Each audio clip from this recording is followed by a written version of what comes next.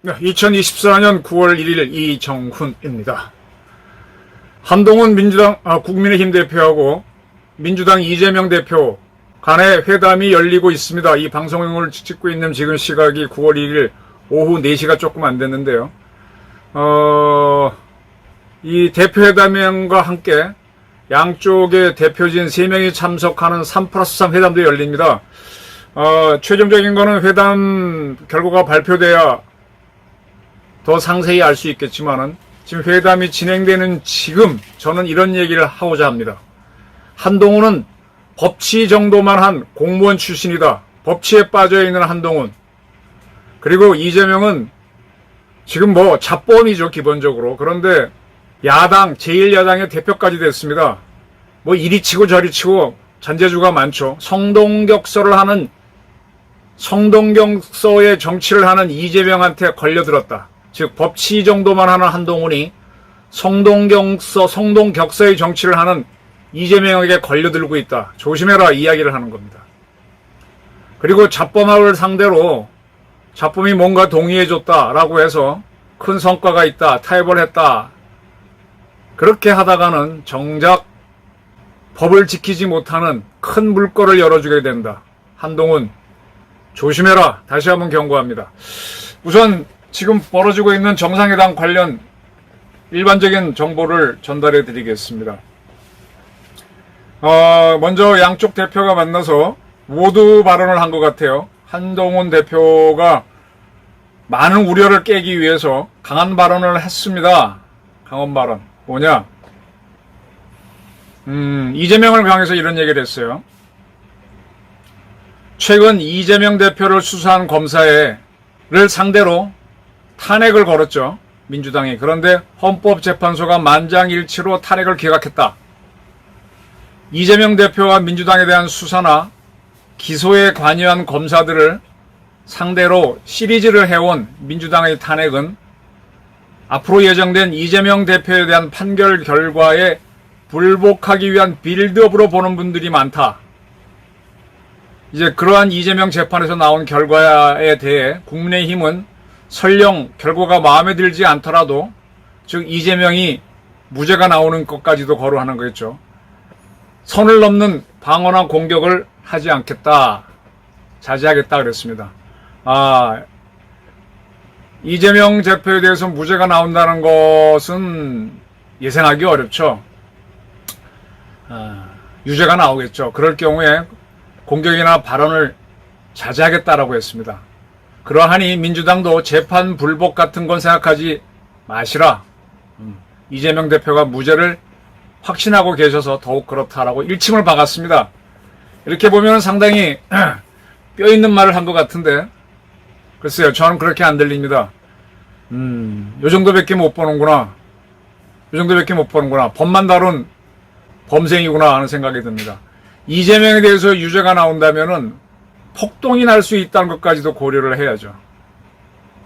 이 정치꾼들인데 이재명 뒤에는 수많은 정치공학자들이 붙어 있는데 이 정도 말을 했다고 해서 폼을 잡았다고 생각하면 한동훈은 착각입니다. 그리고 이제 할 말을 했으니까 나머지 이제 뭐 민생을 하자, 정치개혁하자, 등등의 얘기를 했습니다. 자잘한 것들을 이야기했죠. 그냥 금투세 완화 부분, 그 다음에 각 정당에서 지구당을 부활하는 문제, 그 다음에 특검법, 최상병 특검법, 25만원 국민들한테 주자는 법, 그건 다 자잘한 것들이죠. 거기에 대해서 의견이 갈리고 또 합쳐지는 게 있겠죠. 그런 것들을 논의하는 걸로 보입니다. 그런데 이제 이재명은요, 김건희 특검법과 관련해서 제3자 추천 방식의 특검법을 거론한 적이 있는데 이재명 대표는 그러한 제3자 추천 방식의 특검법을 응할 수 있다라는 의견을 제시했습니다. 즉 한동훈 대표가 와의 면담에서 모든 것을 대립으로 가는 게 아니라 받을 것은 받고 의견이 다른 거는 다른 걸로 남겨두겠다. 그럼 이거는요, 이재명 측에서 한동훈 측한테 상당히 선물을 주는 겁니다. 기본적인 관계는 좀 이재명은 감옥으로 가야 하는 자범이잖아요. 법적으로 보게 되면. 근데 그가 어쨌든 죄가 없는 한동훈을 만난 것 자체가, 대등하게 만난 것 자체가 난센스죠. 정치이기 때문에 그렇습니다. 정치이고 이게 전쟁이라면 가능해요. 근데 대한민국은 법치국가인데 이런 나라에서 범죄인과 범죄인이 아닌 사람이 똑같이 만나는 거는 그럼 법치국가가 아니죠. 근데 이걸 한동훈 씨가 허용했어요. 이거 자체가 큰 문제고, 그리고 거기에서 서로 의견이 갈려야 되는데 일정 부분 타결이 보는 게 있다는 겁니다. 이렇게 되면 이재명이 법적 지위는 계속 올라갑니다. 한동훈 씨가 이번 재판에서 이재명 유죄가 나오더라도 너 까불지 말고 가만히 있어라고 하는 것과 관계없이 이재명은 유죄가 나와도 지위가 확 올라가는 겁니다. 오히려 유죄가 나왔을 때 이재명 지지자들이 폭동을 일으킬 수 있는 권한이 더 세지는 겁니다. 이런 것들이 법만 다뤄온 한동훈 씨가 보지 못하는 문제점이에요. 그리고 지금 한동훈 대표는 어디까지 나갔는가 하면은 11년 만에 여야 대표회담을 열었다. 2013년 황우여 당시 새누리당 대표하고 김한길 민주당 대표하고 여야 대표회담을 했는데, 그리고 11년 만에 여야 대표회담을 열었으니까 한 달에 한 번 또는 두 달에 한 번 이 회담을 정례화할 것을 제안한다라고 했습니다.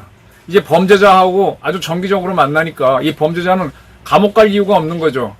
이렇게 해놓고 당신 1심에서 유죄가 나오면 받아들여라 하게 되면 이거는 모순입니다. 이게 지금 법치만 바라보고 있는 한동훈의 한계입니다. 저 녀석 감옥 갈 거니까 상대도 안 해 하고 무시했어야 되는데, 이 회담을 정례화하자라고 하면서 너 유죄 나와도 가만히 있어 그러면 그건 이재명은 얼씨구나 좋다고 받는 거지. 그리고 그 자리에서, 이런 자리에서 민생에 대한 몇 가지 타결점, 25만 원 지원하자 문제에서는 의견이 갈리더라도 그건 그다음에 뭐 민생 몇 가지 문제, 교육 문제, 뭐 주거 문제, 이건 뭐 타결할 수 있는 것들을 타협해서 그걸 내세우면 자꾸 이재명 권한만 올라갑니다. 그런데 이재명은 쐐기를 박죠. 최근 계엄 이야기가 자꾸 나온다. 계엄 선포와 동시에 국회의원을 체포, 구금하겠다는 계획을 꾸렸다는 이야기가 있다. 이거는 완벽한 독재국가 아닌가라고 이재명은 얘기했어요. 이거 뭔가 하면은 지금 이재명 씨가 유죄를 나와서 만약 폭동이 일어난다. 그런 폭동을 규모가 커지게 따지면은 진짜 이재명 측에서 큰 폭동을 일으킨다면 계엄을 선포해야 되겠죠. 그리고 그걸 선동한 세력이 이재명이라면 국회의원을 체포해야 되는데 그걸 이미 할 수 있는 힘을 빼놓겠다는 의도잖아요. 이런 얘기를 툭툭 던집니다. 여기에 대해서 한동훈 대표는 피식 웃고 웃기는 소리 하지 마 그랬는데, 그거를 몰라서 이재명이가 이 얘기 하겠습니까? 미리 깔아놓는 거지. 그거 하면 안 돼 하고, 너는 못해 하고 깔아놓는 건데, 거기에 동조하는 게 피식 웃는 겁니다. 이재명은 그것이 두려운 거지 한동훈 정도는 두렵지 않거든요. 뭐 회담하자고 하니까 딸려 나오는 한동훈 보게 되면 얼마나 쉬운 사람으로 보겠어요. 그리고 그는 그 전에 이재명 체포동의안을 국회에 제출했을 때 법무부 장관 때 이재명을 체포할 이유는 차고 넘친다라고 했는데, 그리고 국회에서 체포동의안을 동의해 줬는데 법원에서 구속을 하지 않음으로써 한동훈 씨는 완패를 한 적이 있습니다. 이재명은 자신이 있죠. 한동훈이 보는 국량은 법치의 한계에서만 보니까 정치의 세계를 못 보는 거예요. 사법부 판사들이 대체적으로 사법시험 봤을 때 성적이 좋죠. 사법시험 성적이 좋아서 사법연수원에서 공부 잘하는 애들이 대부분 판사라고 하고 그 다음이 검사라고 하고 특별히 내가 변호사를 하겠다는 이들이 아니면 그 나머지가 변호사가 되는 거잖아요. 그러니까 판사들은요, 검사들에서 약간의 우월감을 갖고 있어요. 검사 출신의 한동훈 씨가 법무부 장관으로 위명을 날려가고 어쩌고 저쩌고 해서 현란하게 말을 해서 야당 의원들을 망신 주고 딱 하고 있는 거를 이들은 짜식 두고 보고 있다가 한동훈이 추진한 안이 판사 앞에 오니까 딱 기각을 하는 겁니다. 이런 걸 볼 수 있어야 정치죠. 법치만 보게 되면 검사는 막 죄를 주고 막 이러니까 법치의 틀 안에 갇혀 있습니다. 그 법치에 빠져있는 한동훈이 성동격서의 정치를 하는 이재명한테 걸려드는 거 아니냐, 이번 여야 대표회담으로. 그리고 잡범이 동의해준 작은 타협에 주목해서 이재명이 정치로 빠져나갈 수 있는 큰 물꼬를 열어주는 우를 범하는 게 아니냐. 네, 이렇게 된다면, 이런 일이 반복된다면 제가 이미 이렇게 보고 있고 또 다른 사람들도 저와 비슷하게 보면서 한동훈 씨의 정치력의 한계가 있다는 걸 알게 되면 그는 또 대표를 내놓고 국힘당은 또 위기에 빠질 겁니다. 저는 한동훈 씨가 능력이 딸린다고 보기 때문에 이런 위기에 처하는, 국힘당이 위기에 처하는 시기가 빨리 오는 게 좋겠다고 봐요. 어차피 대표가 됐기 때문에. 그래서 빨리 물러나고 한동훈 씨는 다른 걸 찾는 게 나을 것 같아요. 그가 정치를 하려면은 좀 더 수련을 했어야 됩니다.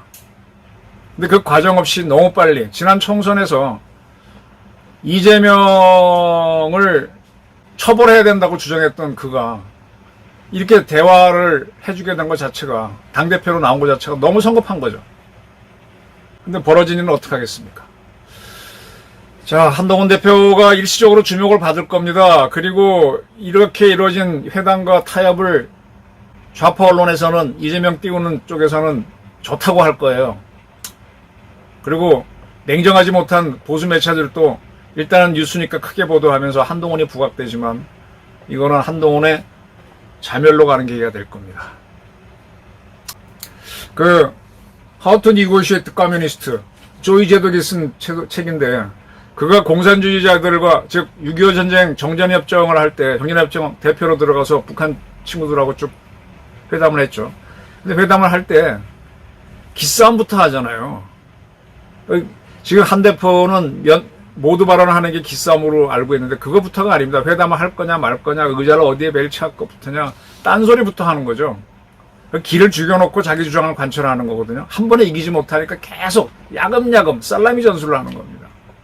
이제 그런 책 정도를 읽고 이재명을 상대하고 완전히 터득을 하고 해야 되는데, 검사는 경찰이 다 수사해준 자료를 받아놓고 그 다음에 이미 반쯤 풀이 죽은, 그래서 거짓말이라고 라도 해서 살아보려고 하는 용의자를 놓고 수사하는 거니까 쉽잖아요. 전쟁에서 만나는 적군은 팔팔하게 살아있으니까 조이 제독이 이자들은 이렇게 다뤄야 된다라고 한 건데, 그와 비슷한 게 이재명인데, 이 풀이 죽은 용의자 정도만 수사해온 한 검사가 그 경험을 갖고 이재명을 상대하니 그걸 정치라고 했으니 저는 상당히 우려스럽습니다. 좀 나쁘게 얘기하면 백면서생인데 말을 잘해서, 그래서 강남의 아주머니들이 좋아해서 뭐 백기사로 통하긴 했지만 이게 한계입니다. 정치는 이런 게 아닙니다. 한동훈의 실수가 한동훈의 쇠락을 촉구하게 됐다. 저는 이렇게 봅니다. 감사합니다.